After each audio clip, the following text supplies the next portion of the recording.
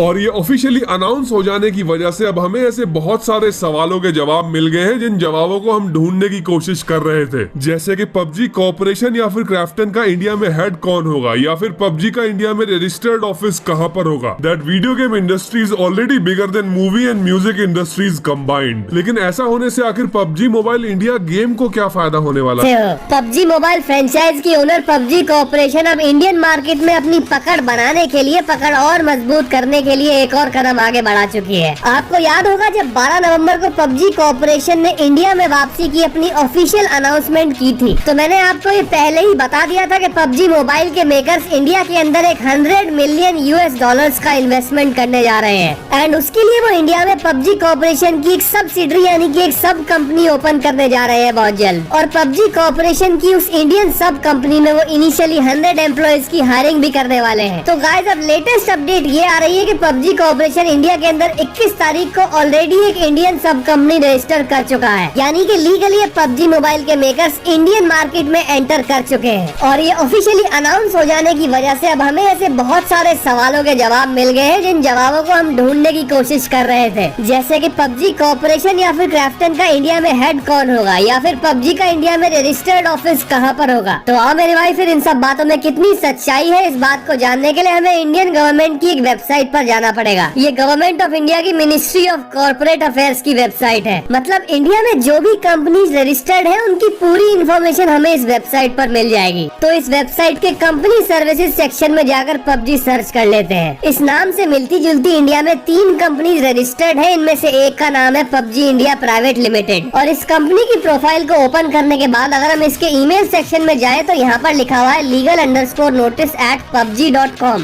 और ये pubg.com क्योंकि पबजी कॉर्पोरेशन का ही वेबसाइट डोमेन है, तो इससे ये 100% कंफर्म हो जाता है कि ये पबजी कॉर्पोरेशन की ही सब्सिडरी है। सो इस प्राइवेट लिमिटेड कंपनी की डेट ऑफ इनकॉर्पोरेशन है 21 नवंबर, मतलब ये भी 3 दिन पहले ही रजिस्टर हुई है। एंड इसका रजिस्टर्ड एड्रेस है सिल्क फार्म बेंगलोर कर्नाटका, यानी कि अब ये भी कंफर्म हो चुका है कि पबजी का इंडिया में रजिस्टर्ड ऑफिस बेंगलोर में है। एंड ये रहे पबजी इंडिया प्राइवेट लिमिटेड के डायरेक्टर्स के नाम। और गाइस इसके एक्चुअली 2 डायरेक्टर्स हैं, पहले है कुमार कृष्णन अय्यर और दूसरे है ह्यू निल्सन। तो मेरे भाई ये जो कुमार कृष्णन अय्यर है पबजी इंडिया प्राइवेट लिमिटेड से पहले XDD इंडिया प्राइवेट लिमिटेड के भी डायरेक्टर थे। एंड इसके अलावा इनकी कुछ और भी कंपनीज के नाम यहाँ पर लिस्टेड है, आप ये पढ़ पा रहे होंगे। अब जो पबजी इंडिया प्राइवेट लिमिटेड के दूसरे डायरेक्टर है ह्यू निल्सन, ये एक्चुअली साउथ कोरियन है। ये रही इनकी लिंक्डइन प्रोफाइल। ये क्राफ्टन INC के अंदर हेड ऑफ कॉर्पोरेट डेवलपमेंट है और 21 नवंबर 2020 से पबजी इंडिया प्राइवेट लिमिटेड के दूसरे डायरेक्टर भी बन गए हैं। तो guys finally government of India की मिनिस्ट्री ऑफ कॉर्पोरेट अफेयर्स वाली वेबसाइट से ये तो 100% कंफर्म हो चुका है कि पबजी कॉर्पोरेशन या फिर क्राफ्टन INC की सब्सिडरी इंडिया में लीगली रजिस्टर हो चुकी है। लेकिन ऐसा होने से आखिर पबजी मोबाइल इंडिया गेम को क्या फायदा होने वाला है? सो गाइस किसी भी इंडिया में रजिस्टर हुई सब कंपनी की अपनी एक सेपरेट लीगल आइडेंटिटी होती है, मतलब एक इंडियन सब्सिडरी यानी कि सब कंपनी का अपना एक खुद का मैनेजमेंट स्ट्रक्चर होता है। तो मेरे कहने का मतलब ये है कि पबजी फ्रेंचाइज के जितने भी गेम्स इंडिया के अंदर रिलीज हुए हैं या फिर होने वाले हैं, जैसे कि पबजी PC या फिर पबजी मोबाइल इंडिया, इनको लेकर इंडिया में जो भी लीगल फॉर्मेलिटीज अभी के लिए हैं या फिर फ्यूचर में होंगी, उन सारी फॉर्मेलिटीज को अब एक सिस्टमैटिक वे में हैंडल किया जा सकेगा, क्योंकि पबजी कॉर्पोरेशन या फिर क्राफ्टन INC की एक सब्सिडरी यानी कि एक सब कंपनी इंडिया में लीगली रजिस्टर हो चुकी है। और ऐसा होने का एक और बेनिफिट ये भी है कि पबजी कॉर्पोरेशन या फिर क्राफ्टन INC अब इंडिया में FDI यानी कि फॉरेन डायरेक्ट इन्वेस्टमेंट भी कर पाएंगे। मतलब वो $100 मिलियन